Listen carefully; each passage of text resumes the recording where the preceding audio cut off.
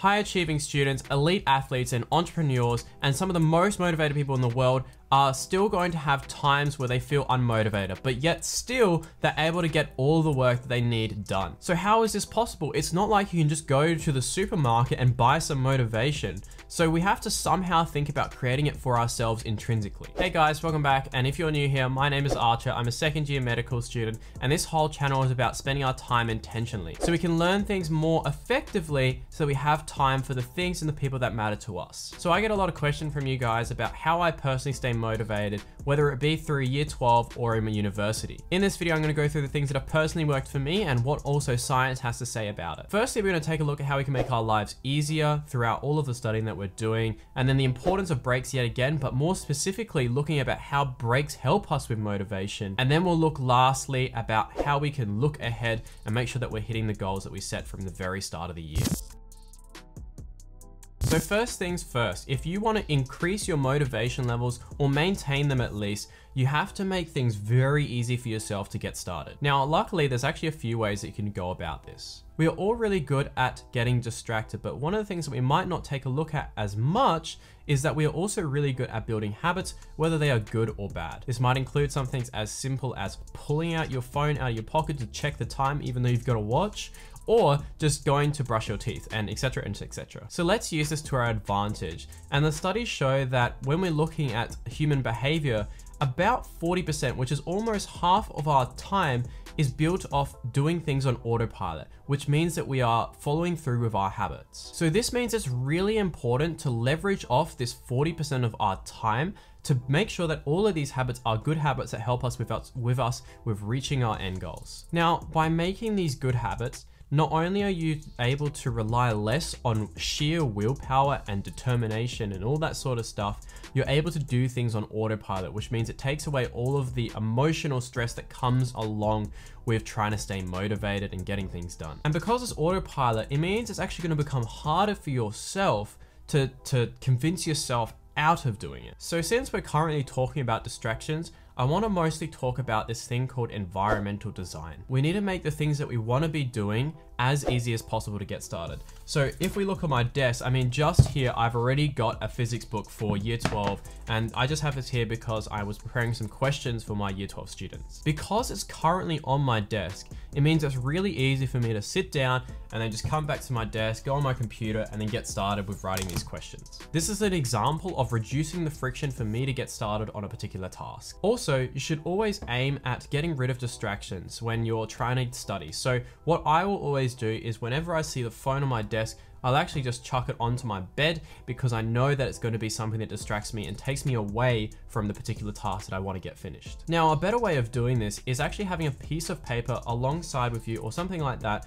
to keep note of the distractions that you're running into when you're going about your study session. If you just simply write it down when it happens to you, you'll be surprised about how many distractions there are, and there might be things that you weren't really expecting. You can take note of this and learn from this experience. And then you know when you go into your next study session, you can try and avoid some of these other ones by setting up your environment or doing some other things. Another thing that I think is extremely important with keeping up your motivation is making it so that it's not absolutely a chore to get down to study. Now, sometimes the task of 2 hours of study that you've planned in your Google Calendar or something like that is really daunting. So one of the things I like to do quite a lot is set a goal that is really, really small. And so let's say I wanted to study for 2 hours. That's too much. So I would say 1 hour of study. That's even too much. So I say 30 minutes, 10 minutes, or maybe just even a minute of study. Now, depending on how I'm feeling at the moment, how unmotivated I am, I would probably feel quite likely to just sit down to do 1 minute of study. And once I've done that 1 minute, more than often than not, that you're gonna actually study more than that 1 minute. And so you come away from it, one, not only finishing your goal, but you also smashed it in the process. I mean, at the end of the day, just sitting down to get that 1 minute and probably getting maybe done like 30 minutes of study is better than doing nothing within those whole 2 hours just because I've been procrastinating at the idea of thinking about doing that much study. Now, something that comes with this is also having an easy way out.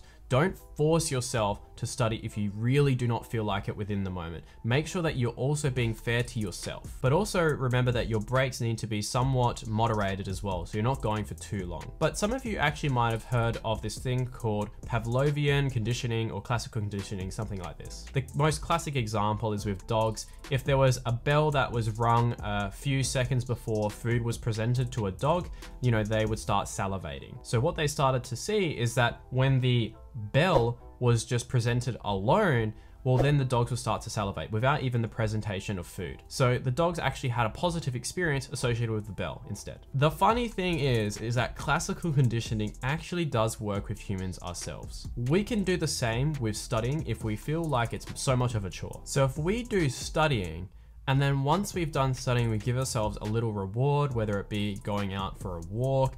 I mean, you could do something like getting a chocolate bar or something like that, but that can become quite unhealthy quite quickly. But just some sort of reward, this becomes a way for us to condition ourselves to enjoying the process of studying more. This is also quite similar to the idea of positive reinforcement. Another way to make life easier for yourself is by introducing accountability by talking to those who are around you. This can either be by talking to a mentor that has achieved the things that you particularly want to achieve yourself, or you could be talking to your friends or your teachers or something like that and telling them that I will get this particular assignment done by Friday. This is something I particularly did with my English teacher because I would never get my English assignment done on time. So I told my teacher that I would get the draft in by Friday, and I always did after that. This introduced a level of responsibility and accountability that I really did not want to let him down. Often we're quite content with letting ourselves down instead of other people, which is why this works in a lot of cases.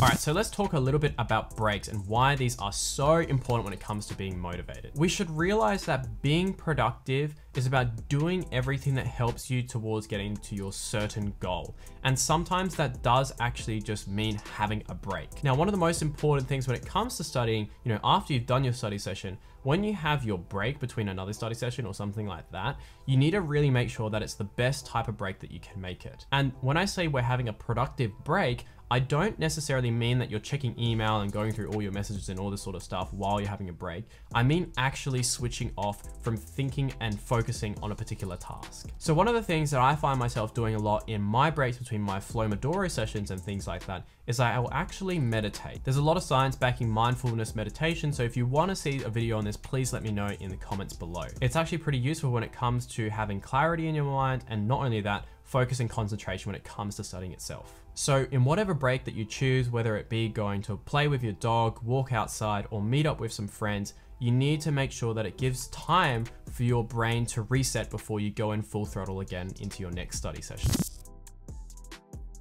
Okay, so one of the things I want to talk about next is about looking ahead. So you kind of feel maybe a little bit unmotivated to try and get into your dream degree, like medicine, for example. Well, that right there, trying to get to that particular goal is actually a source of motivation. Think about your end goal. And that might be far away, but you can always bring it closer to yourself if you think about it. Have a clear goal about why you're trying to get the grades that you want. And why does it actually matter to you and not to the people around you, like family and friends? You know, there's always parents who want you to do their best, but sometimes that can feel a little bit harder on ourselves. Now, when you have that goal in mind, a really good exercise is to try and break it down into smaller and smaller and smaller chunks until it's as small as possible. Once you do this, you'll realize it's actually something that you can achieve because it's quite tangible and quite close to you. So let's look at an example. If you're trying to become a doctor, well, then you realize that you need to firstly get into med school. You firstly need to finish year 12. You firstly need to do well in your ATAR, UCAT, and interview. If you want to do well in your ATAR, you need to have good study techniques and good study systems. But that's something that you can start developing right now. Now, we're only in February, March right now. So this is actually like one of the best opportunities to start working on study techniques because most of your grades haven't been determined yet for the rest of this year. So the year is actually within your control right now. Now, along this way, you can provide yourself with many rewards. Now, I know this might feel like a chore to you, but going down stepwise about writing down each of these goals and breaking them down will make it very clear to you about what you need to be doing next if you're feeling overwhelmed with all this sort of stuff that's coming up. This is called reverse goal setting and is one of the things that I find very useful within my own personal life when it comes to study and working towards these bigger projects and goals that I have. Now, in itself, you'll actually end up with a plan, which is one of the most motivating things itself. you'll feel more motivated because you can see exactly what you need to be doing from now on. And therefore you'll have a level of satisfaction when it comes to doing that particular thing on each step that you'll take it. So one of the biggest things that I just want to quickly mention is that we do not want to have motivated dependent systems. We do not want to rely on motivation when it comes to getting things done. The biggest thing is habit and autopilot. So we need to do whatever we can to prioritize more so than motivation itself. But in the end, there needs to be some level of motivation for those times where it's really tough. But you know, if you want to hit your particular goal, it does require hard work, but not only that, very consistent work. And if you're relying on motivation, motivation is definitely not consistent. Motivation goes up and down throughout the whole year, so we cannot rely solely on this. So where you can, focus on these study techniques and study systems and everything that you can so that you can make sure that you rely more on your habits as opposed to motivation. If you're still watching, this shows that you are quite serious about improving and maintaining your motivation when it comes to studying. So the next step is just putting these into action. All right, good luck guys, and thank you so much for watching. I'll see you guys in the next video. Bye-bye.